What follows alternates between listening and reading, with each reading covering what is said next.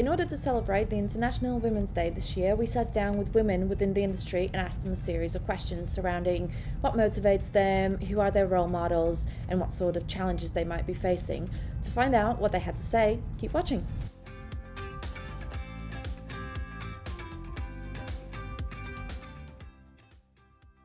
I think for me it's been acknowledgement. So people acknowledging you as an individual, as a human, and you are there as a project manager, as a head of property services, and to accept that.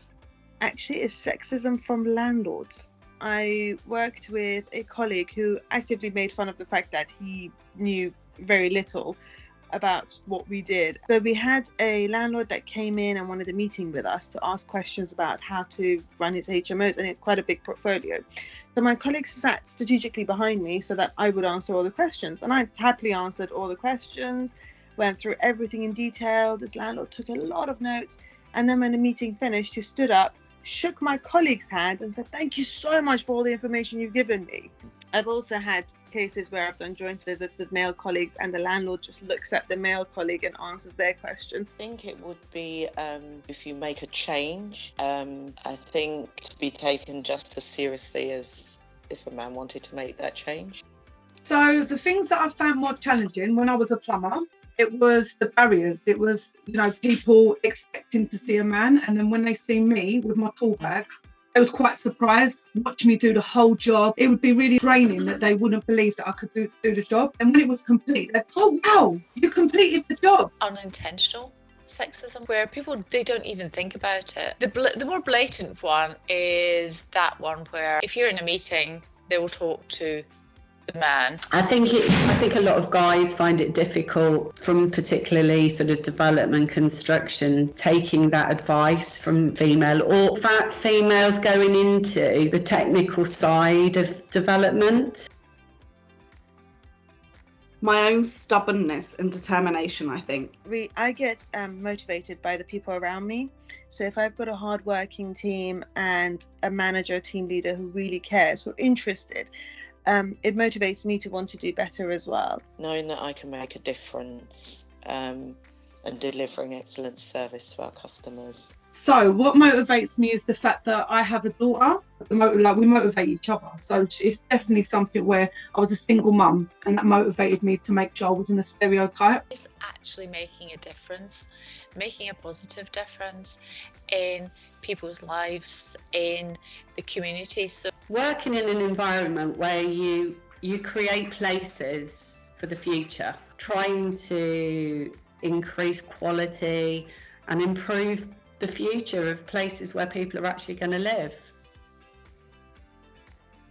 It is your everyday woman that you see, that you meet, my peers, my friends, my colleagues and so on. In Aylesbury, I worked with under Lindsay Vallis and Jackie Bromlow, who were absolutely phenomenal. And then where I am at the moment, Andrew and Michelle, I'm always impressed by how strong they are, how knowledgeable they are. It would be Oprah Winfrey and Angela Bassett. Prime Minister of Scotland, because when you think of everything she's doing and being the first female to do that. And I've got to say, the first person that springs to my mind has got to be Fiona McGregor. So one of my female role models is Karen Brady. 20 years, I would absolutely say, if your heart's in it and if you want to do something, then absolutely follow it through. Don't give up. No matter how hard it gets, just don't give up. Don't be afraid to say no. Learn to say no. That you can achieve anything that you want, and that there is a lot of support in our industry from all levels and from who you least expect it from. Get yourself out there and get as much qualifications as you can, like your CSCS card, anything that's going on out there, try and get it while you can. Probably wouldn't give her any advice because she probably wouldn't listen. Which would be normal. What I would tell my 20-year-old self, to find somebody who would do coaching, mentoring, to, I think, give more direction to my career. it's not just gender equality. It's about believing in yourself that you can do things.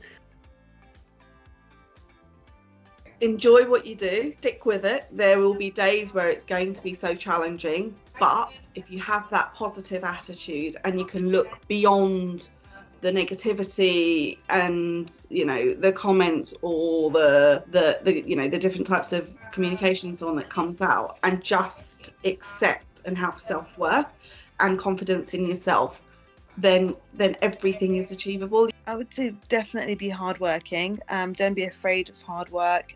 Ensure that your knowledge is second to none. Know what you want, not what your peers think you should be doing at different stages in your life.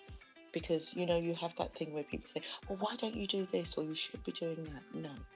Know what you want to do and stick with it. So the advice I give women in the industry is there's no such thing as a man's job or a woman's job. So when people, like, you go to a property or you see someone, whether you're on the tools or you're a surveyor, and people straight away assume that it should be a man. It's not a man's job. You know, women can do it as well. So just stay strong. Don't let any negative feedback pull you down, and learn everything you can. Go for it.